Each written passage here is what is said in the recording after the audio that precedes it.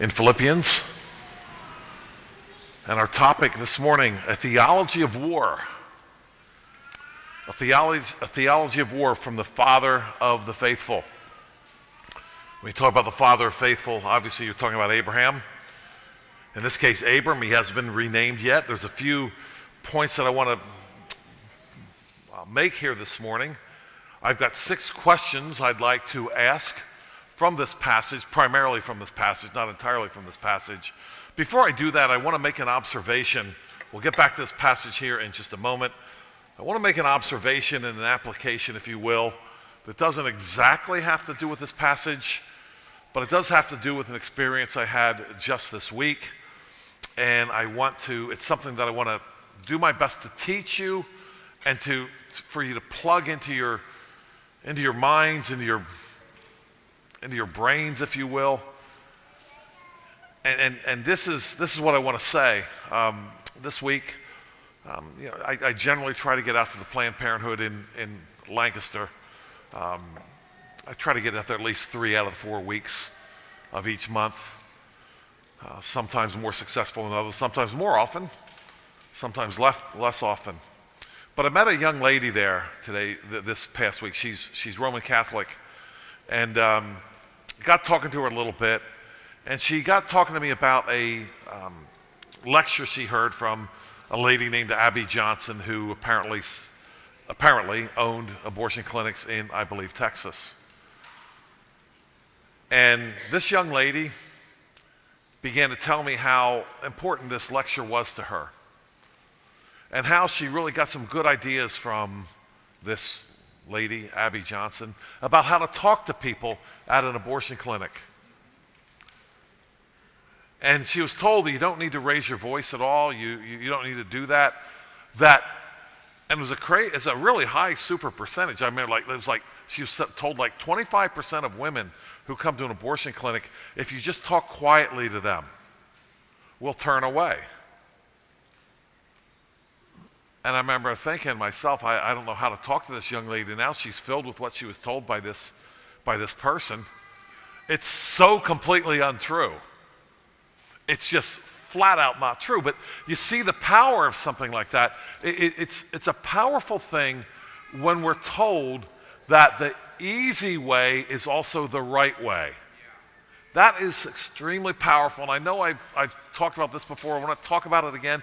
We need to be on guard against that. And how can we guard against that? We can only guard against that by knowing what the Bible actually says. I would believe someone who said, hey, I used to own abortion clinics, now I've turned against it, now I'm pro-life. And I'm telling you, the women, as a former owner of an abortion clinic, the women that come there, if you just talk nicely to them, if you just try to explain things to them, 25% of them will turn away. I would believe that, unless I actually read the Bible and I saw that God's prophets, that's not the way they operated. Can you imagine Christ there at a feast, standing up in the middle of everything and saying, the one that believes in me, out of his inner being will flow rivers of living water, just standing up? Who's that guy? Who invited him? How to get in here? We're just trying to have a nice feast, and we're just trying to relax a little bit. Here's that guy standing up and talking that way. And one of the prophets, I believe, Jeremiah, being told that he's going to have to cook his food with human, the stuff. Human refuse. Being told that. And of course, I believe it was Jeremiah. Or was it Ezekiel? Somebody help me out here. Was it Ezekiel? Thank you. See, it's a problem preaching to a church where people know the Bible a little bit. That might correct you from time. Ezekiel. Yeah, and of course the point was to be able to tell people that's how desperate you're going to be if you don't turn back from your idol worship, right? What a thing. I always think of Jeremiah. I think this would be one of the toughest things, going down to the temple, going to the temple and telling people they have to straighten out their act, and proclaiming and being loud and doing things that are uncomfortable. And see, what was happening here was this young lady was being told, hey, you know what? you can go and advocate for people who are about to be murdered, and you can be comfortable too. So attractive, a message like that. Be on your guard, and the only thing to help you with that is to know what the Bible actually says. You know, and I know that, well, two reasons. I've been to abortion clinics, and I've seen people talk nicely to these women, and they ain't turning back. I've seen it too often. 25%, are you kidding me? But the other reason is I know what the Bible prophets, what they did was so uncomfortable again and again and again. But if you can get a message out there, hey, you know, the right thing is a comfortable thing, it's super powerful. You and I must know the scriptures. And when people come with these messages, one of them has been, I think it's, what is it now? Oh yeah, gentle parenting.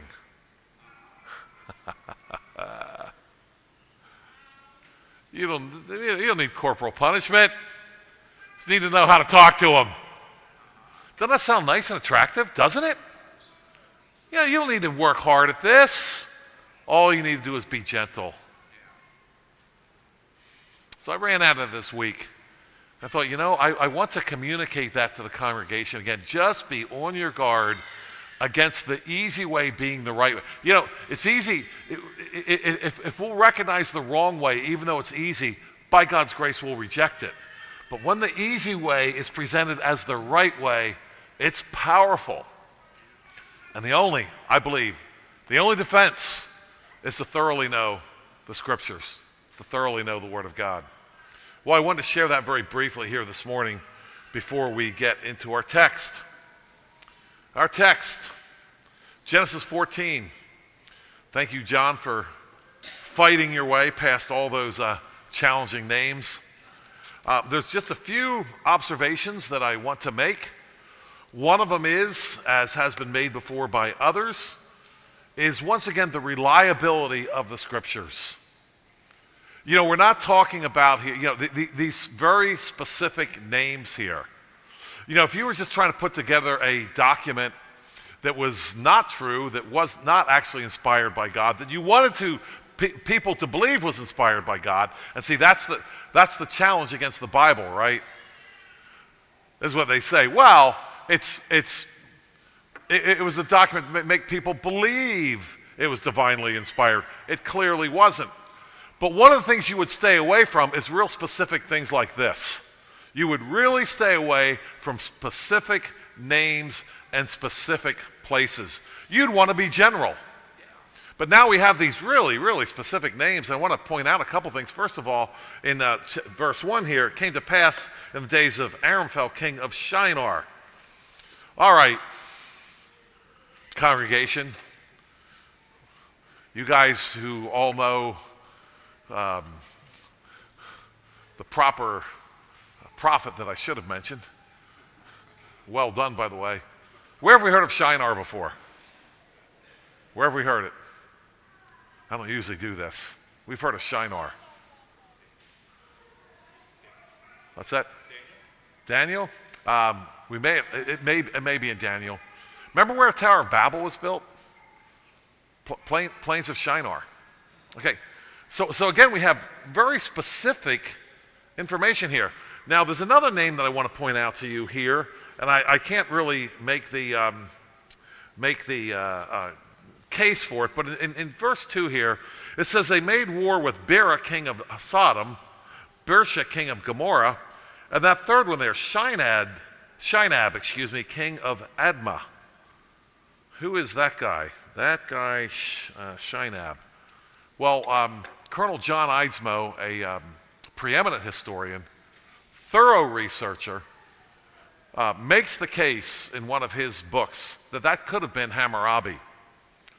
Now, he doesn't make the conclusive case, but he says there's an awful lot of evidence that Abram and Hammurabi would have had some kind of contact with each other. Now, I only point that out because what pagan authors constantly do is they'll see a parallel. For example, they'll see a parallel between Moses and Hammurabi. People love talking about Hammurabi. They love Hammurabi because they say, well, Moses got his ideas from Hammurabi. Once again, we have the idea that the Bible's a copy. It's not, it's not inspired by God. It's not inerrant, blah, blah, blah, blah, blah, right? And they always are constantly putting the dates of the scriptures later and later and later. They do that, for example, with the book of Daniel. It's easy for them to explain Daniel's prophecy. Pagans do this.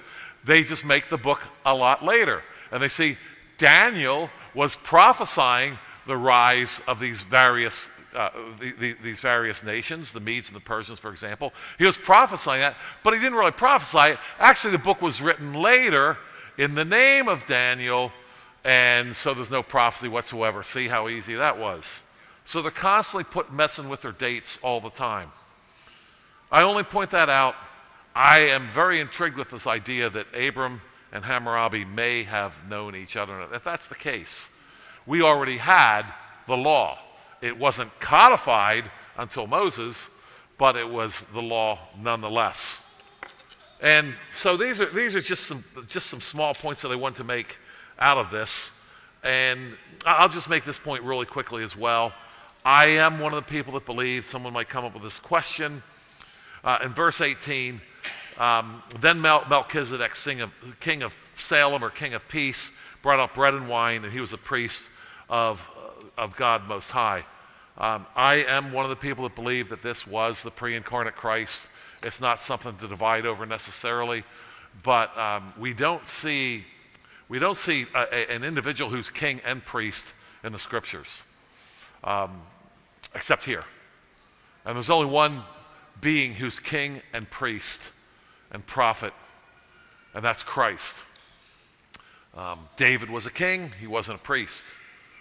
We know from Uzziah, for example, he tried to be a priest, you might remember. He went into the temple and he was withstood by 80 priests who told him, you can't be doing these things. We know that there was a sharp distinction in the scriptures between kings and priests. You couldn't be both.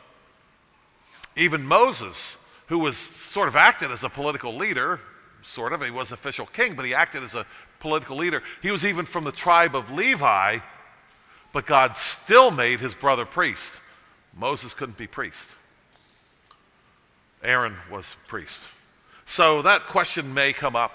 I wanted to address that. I am one of the ones that happens to believe that this is the pre-incarnate Christ. Okay, our sermon, a theology of war from the Father of the faithful.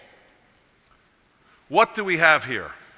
Well, I talked about dates a little bit earlier here, and Bishop James Ussher, who is a preeminent historian, hated by pagans, and one of the reasons why he's hated by pagans so much is he, very, very date-conscious man. He lived about 300 years ago, an Irishman, and he wrote a book called The Annals of the World.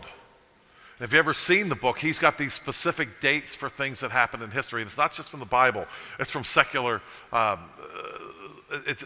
events as well. One of the things we know about Bishop Ussher is that he had access to documents which are now lost. So if you read him, as I have, there'll be occasional references to a document we can't find anymore, but he had it at the time. Now, the reason why I mentioned Bishop Ussher is that this little war here, and this was a war, it involved a lot of people, and it involved a lot of area. Due to Abram's aggressive reaction, I don't believe it involved a lot of time. It does, at least we have no indication there, but it definitely involved an awful lot of area, and it definitely involved an awful lot of people. In any case, for Bishop Ussher, this conflict right here is the first recorded conflict in history. Now, go to secular historians, they're not going to say that, but I believe they're messing with dates all the time. All the time they're doing that. This being the first recorded conflict in history. And I do believe that when we look, especially at the book of Genesis, the book of beginnings, there's an awful lot that we can learn from firsts. Genesis is a book of firsts, and this is a first here, if you will. Well, one other question here before we get into it. Someone's going to say, hey, Joel, Pastor Joel, this is descriptive, not proscriptive. This is just a history. We really can't learn much from it. But I believe that meeting there with Melchizedek at the end of this passage here tells us that whether you not believe Melchizedek was the pre-incarnate Christ or not, certainly this priest of the Most High God and King of Peace, don't forget that, King of Peace, approved of what Abram did. So that tells me an awful lot of what God thinks of what happened here. So let's go through this, and here's my 6 questions for you that I want to ask. And I want you to be able to evaluate all conflicts in light of this passage here, Genesis chapter 14. I have 6 questions for you. First question. We're all going to agree that it's a war. First question. Who started it? Who started this thing? Second question. What did Abram gain? Was this like Abram like, hey, it's a good day in the neighborhood, just hoping for a war, just wanted to like check out to see if my trained servants were any good. Great, there's a war. Did he gain anything? Goods? Material? Number 3, what do we know about how Abram actually got wealthy? What do we know about that? And number 4, did Abram oversee a standing army as we know them? Did Abram oversee a standing army as we know them today? Number 5, what parallels, if any, are there between war and self-defense? We can usually talk in more concrete terms and more understanding terms. Like, for example, if you have a conversation with someone about self-defense, just defending themselves from someone else who wants to harm them or their loved ones, usually our conversation is a little more focused, I would argue. When it comes to war, I think our conversations are more fuzzy. It's harder to figure out what's going on, and we tend to equivocate more, in my experience. Well, are there parallels here between war and self-defense that we can learn from this passage? And number 6, did Abram show restraint in the conflict? So 6 questions. Who started it? What did Abram gain? What do we know about how Abram became wealthy? Did Abram technically oversee a standing army? What parallels are there between war and self-defense? And did Abram show restraint in the conflict?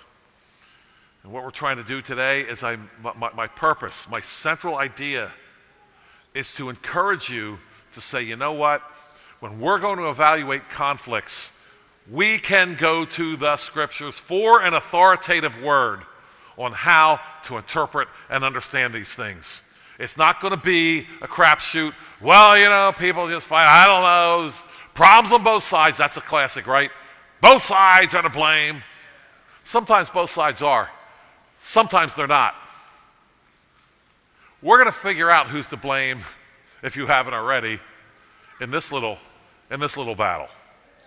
So, who started it? Well, verse 1, it came to pass in the days of these various kings that John read earlier, they made war, verse 2, with Bera king of Sodom, Beresh king of Gomorrah, and so forth. All these joined together in the valley of Siddim, that is the Salt Sea. 12 years they served this other king, and the 13th year they rebelled. All right, so we have an idea what's going on here, don't we? Oh yeah.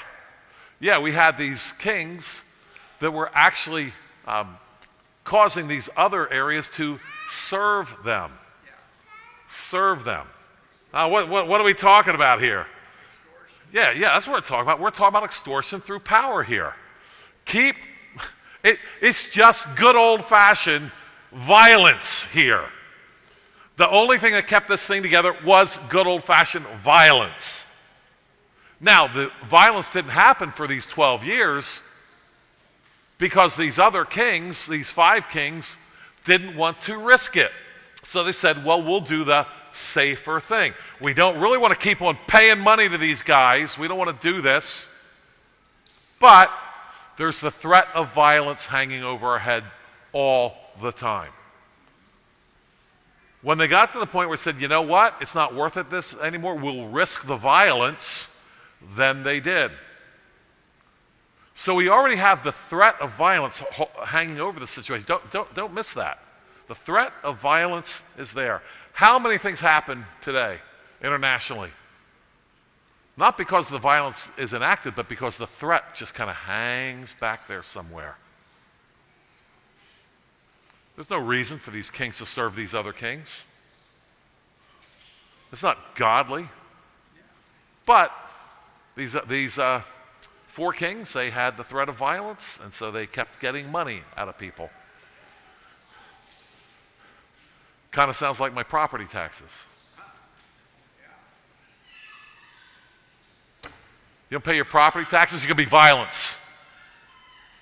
It's a fact. Okay, moving on. So who started it? Well, some kings who thought they weren't going to squeeze their neighbors for any more money, and who knows what else served. Who knows? They might have been slavery. I don't know. Physical slavery might have been just money. I don't know. They thought they might not get any more. So let's go down and teach those guys a lesson. Who started it? Well, those kings did. They started it, and they started actually 13 years or 12 years before, didn't they? That's when it really started. Not Abram. So who started it? Well, those kings did. The second question, what did Abram gain? Well, this is pretty easy from the passage. So look at the end of the chapter, and we'll do this super easily. Abram gives Melchizedek, at the end of verse 20, a tithe of all he has. Verse 21, the king of Sodom said to Abram, give me the persons and take the goods for yourself. Abram said to the king of Sodom, I have raised my hand to the Lord God Most High, the possessor of heaven and earth. And I will take nothing from a thread to a sandal strap, and I will not take anything that is yours, lest you should say, I have made Abram rich. What's Abram saying right there?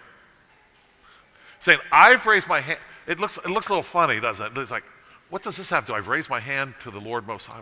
What's that mean? But you see what he says there. He clarifies, and we know exactly what he's saying. I've raised my hand to the Lord Most High, possessor of heaven and earth. I know, says Abram, who possesses everything. Should have been news, I'm sure, to the king of Sodom here. I know who possesses everything, and I am loyal to him, and I am not going to use wars to gain goods. I'm not doing that. We have this history from the very beginning, a statement that you don't go to war to get stuff from other people. It's clear.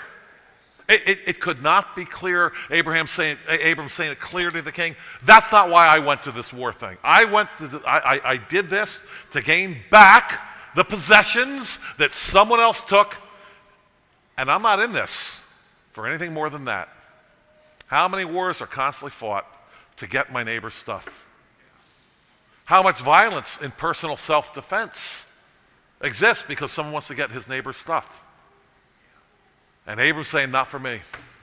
We're not doing that because we have raised our hand to the God Most High who actually possesses everything. And because I've raised my hand to him, I'm not going to possess my neighbor's stuff. I already know the one who possesses everything. My friends, it couldn't be clearer. So, what did Abram gain? Nothing, materially. Number 3, what do we know about how Abram became wealthy? Well, that's easy again. Let's go just back a couple chapters here. And let's go to chapter 13. This is Abram's problem afterwards with his with the Pharaoh of Egypt there. Abram gets Sarah back in chapter 13. Then Abram went up from Egypt, he and his wife and all that he had, and Lot with him to the south. Abram was very rich in livestock, in silver, and in gold. Abram was already wealthy. Did he get wealthy because he was like a great warrior? We know he was absolutely no great warrior, because later on, as we'll see, he had only, it's intriguing to me. Just these details in the Bible here. Just a small detail later we'll see that he had 318 trained servants. Okay, so we know with 318 trained servants, you know he's not out making war with people, taking other people's stuff. You can't do that with only 318 guys. You can't do it. So we know how he got wealthy. He was very good with animals. He was a shrewd businessman, apparently. He was a man who really understood the danger he was constantly in. He was in constant danger. You got to remember that about Abram. A wanderer? Man, the wanderers, the guys without borders, they're the ones who were vulnerable. And he knew that all the time. So he became good when it came to animals. He was wealthy in livestock, in silver, and in gold. And really, my friends, we've talked about this before, there's other ways to become wealthy, I suppose, but there's basically only two ways to gain wealth. Basically. The one way is to trade for it, work, improve things, and trade. The other way is to plunder your neighbor. That's pretty much it. You either create the wealth through ingenuity or you take it from somebody else. That's pretty much it. There are maybe some small ways, but that's it. And we know how Abram did it. Abram was not plundering his neighbor. You can't do that with only a few hundred guys. You can't do it. So, to the question, how did Abram get wealthy? He did it through being a good man of business, a man who could take animals and improve them, a man who knew how to trade. It was not plundering his neighbor's goods. Number 4, did Abram, technically speaking, oversee a standing army? Well, let's see. Back to chapter 14. We've already addressed this. Chapter 14, verse 14. I know I come up with these things all the time, and you can't remember half of them or probably any of them, but when it comes to the idea of a standing army, think of Genesis 14:14. Think of those two. Think of the chapter and the verse. It's 14:14. You've got the chapter, you got the verse. You ready for this? Now when Abram heard that his brother was taken captive, he armed his 318 trained servants who were born in his own house and went in pursuit as far as Dan.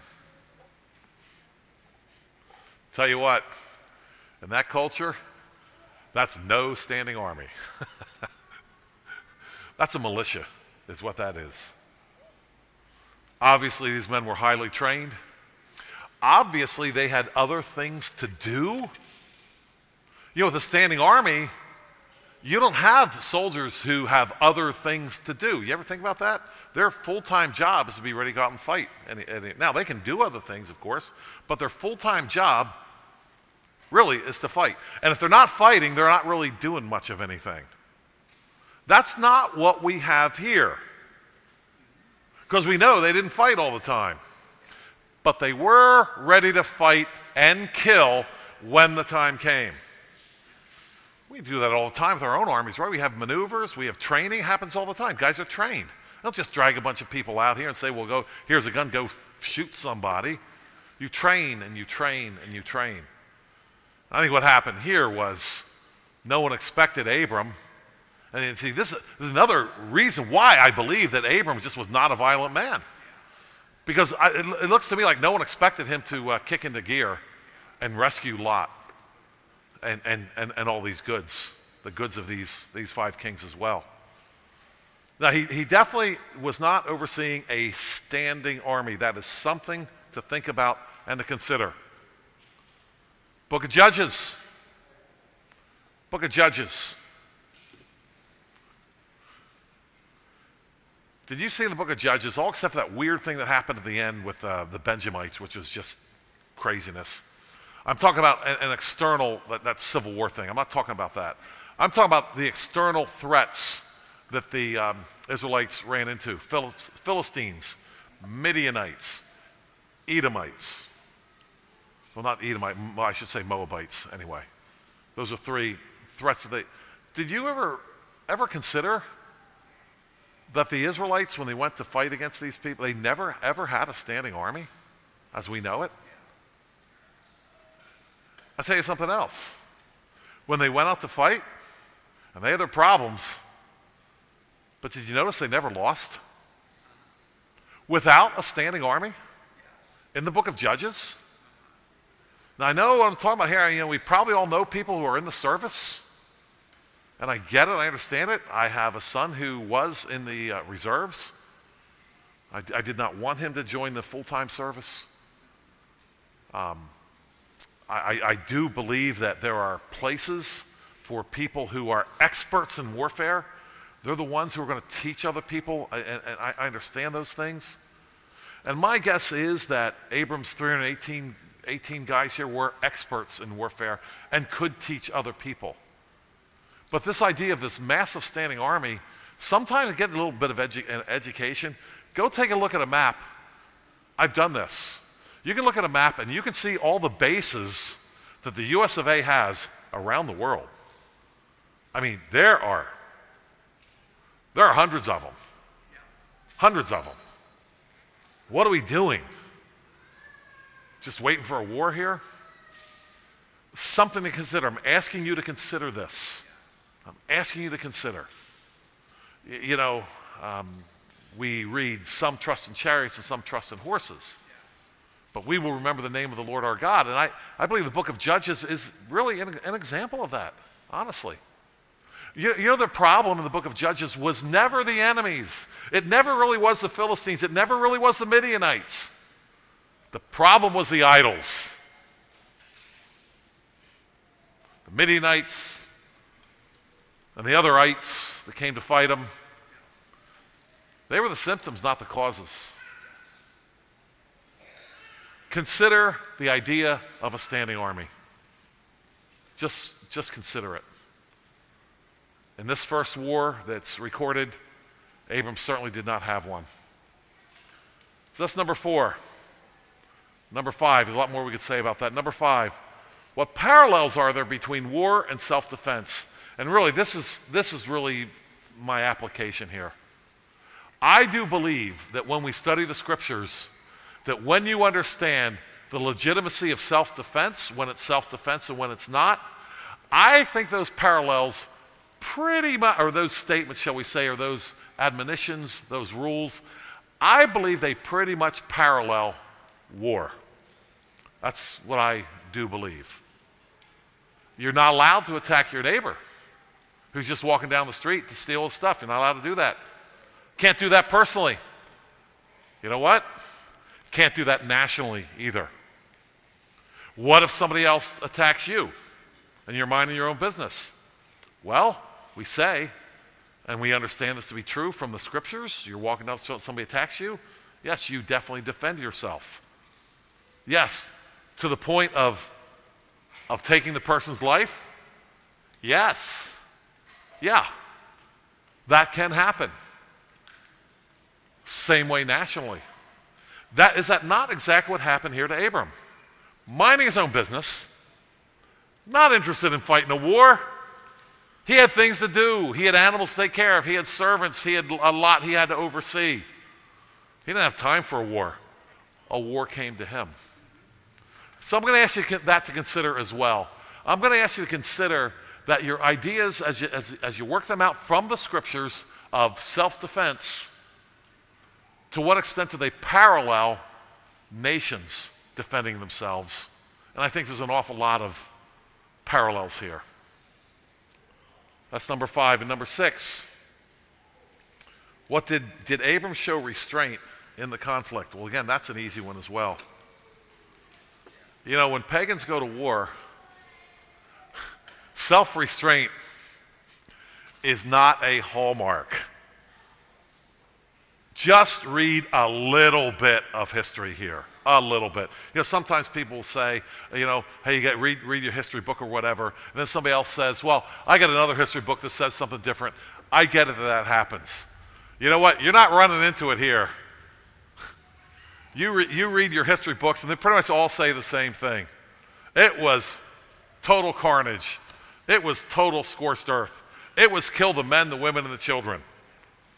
Now, sometimes you didn't kill the men and the women and the children. You killed the men, but the women and children sometimes had value if you knew somebody else that would buy them, turn them into slaves. Sometimes that was valuable.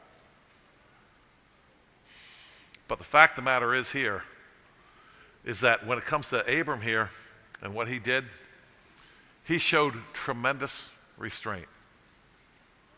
It looks to me, it doesn't say this explicitly, but it looks to me that once he got his goods back, he wasn't like, oh, by the way, there's other people to kill here.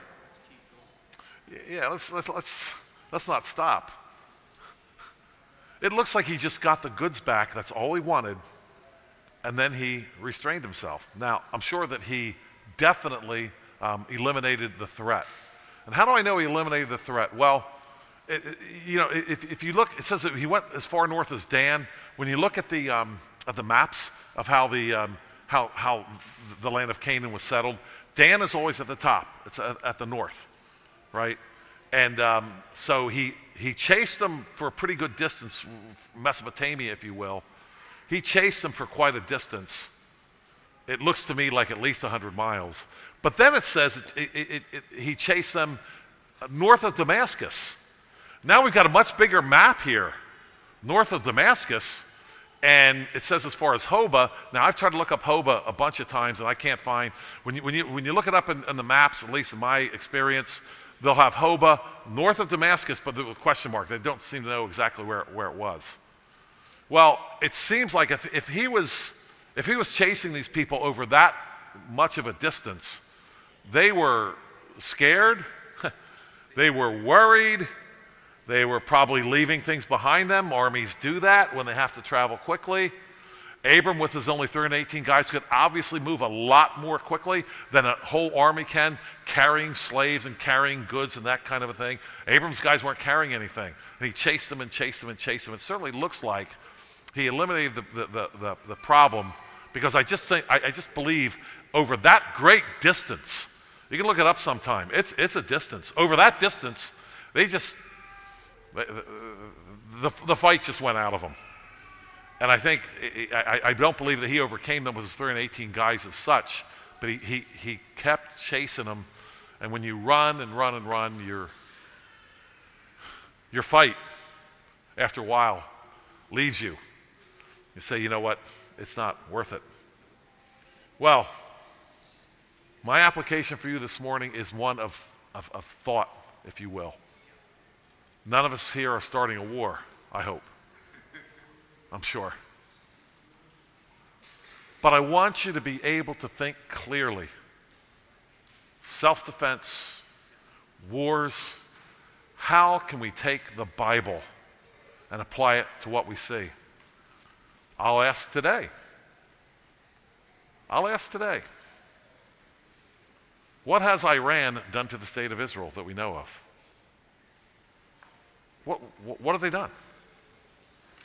What have they done to deserve a bunch of missiles launched at them that kill a lot of people? What? Now, this is my final application to you here this morning. Please consider this. We now have doctrines in our thinking, doctrines of the preventive strike. That's a doctrine that we have nationally, and more it's becoming a doctrine domestically. Go out and eliminate the threat. Is that a biblical doctrine? I don't see it. I don't see wars justified because someone might do something to you. What I do see is a thorough cleansing of the situation. For example, and this we don't have time to look at this morning, but when Gideon fights the Midianites, first of all, it's the longest ongoing battle war. This one here with with Abram and these kings is the first in the Bible, and I believe recorded in history. But when you go to Gideon versus the Midianites, it's the longest. It's a prolonged type thing. There's certain things that happen. And so that's a good one to study. One of the things that we see in that is that Gideon didn't just win the war, he eliminated the threat. He knew that Midianites would be a threat, and he kept chasing and chasing and chasing them. And I believe that what we see an elimination of the threat. These people are not going to rise again and mess with us again. And we know that Gideon did not stop until he killed the people who started the whole thing. And that to me seems more like a biblical idea of war. In other words, if someone's going to come and fight you, okay, but know this, you've signed your death warrant. We're not stopping until we get you. You see, what happens in our wars today, right? We know what happens. One guy starts it, these other people defend themselves. They throw all this blood in the middle of it, all these young men, and not just young men. There's other casualties of war, all this blood, and then when it's over, the two guys who started it sit down over wine and cheese. They get clean away with it. That appears not to be the case with Gideon. Zeba and Zalmunna, remember those two guys? Gideon didn't stop until he dealt with those two guys. They started it. Gideon finished it. You know, if we fought wars that way, but see, we always get a negotiated settlement. That way we get into a kind of a negotiated war. I hate these wars. We just drop a few bombs here and so forth. I hate it. These limited wars with this negotiate. No. Someone wants to start a war, start killing people. Know something. You just might get killed yourself. We're not going to sit down and negotiate with you and have happy times. Happened at the end of World War I, World War II. I don't believe it's right from the scriptures here. We don't know what Abram did with those guys. He definitely eliminated the threat. And we don't read about those guys coming back again. Who started it? Not Abram. What did Abram gain? Nothing. Can't be going to war to gain stuff. Can't be doing that. What do we know about how Abram became wealthy? He served his neighbor.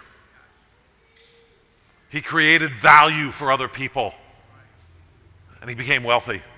Is that not the way to become wealthy? Create value? Is that not the way? He did not oversee a standing army. There are parallels between war and self-defense. And Abram did show restraint, at least as far as the goods were concerned, in the conflict, for sure.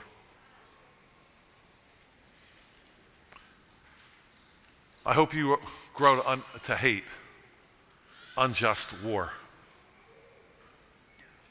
Hate it. We can't be like, well, people fight, kill each other, whatever. No. If we love God and love our neighbor, we will hate the injustice which starts so many wars. I hope you hate it. I hope you speak against it. I hope you challenge people. And I hope you run your idea of wars and armies and so forth right through the prism, the strainer, the lens of the Bible. There's a lot more that we could talk about from Nehemiah 4 and Deuteronomy 20, but I wanted to do this from this first recorded war in history. Shall we pray?